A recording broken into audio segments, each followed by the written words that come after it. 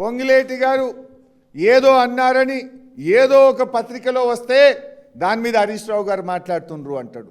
ఏదో పత్రిక కాదు, మైనింగ్ మంత్రి పత్రిక వెలుగు పత్రికలోనే పొంగిలేటి గారు మాట్లాడినటువంటి స్టేట్మెంట్ వచ్చింది. దాన్నే నేను బయటపెట్టినా కదా. ఆరోపణలు చేయడం సరికాదు అంటాడు శ్రీధర్ బాబు గారు.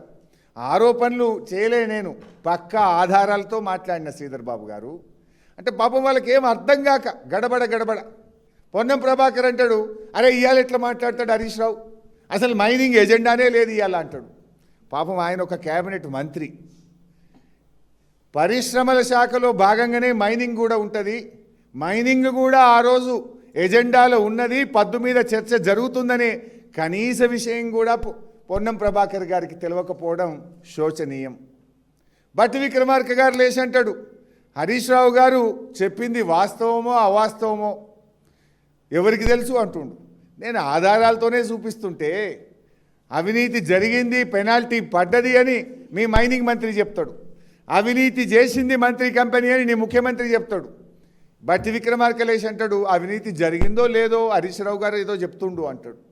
అంటే ఈ రకంగా అడ్డగోలుగా మాట్లాడుతున్నా అన్నాడు. ఇట్లా చాలా విషయాలు ఉన్నాయి. ఆదిశీన్ అంటాడు, అరే మీరు కంప్లైంట్ ఇవ్వచ్చు కదా అని ప్రభుత్వం అంటాడు. ఎందుకు ఇవ్వలే కంప్లైంట్?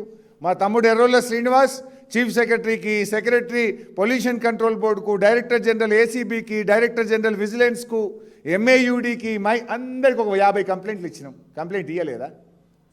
అంటే ఇట్లా ముఖ్యమంత్రి కూడా ఇప్పుడు మా అన్న చెప్పింది, నేను రిపీట్ చేయను కానీ అసలు రాఘవకు రేవంత్ మన పొంగులేటికి ఏం సంబంధం?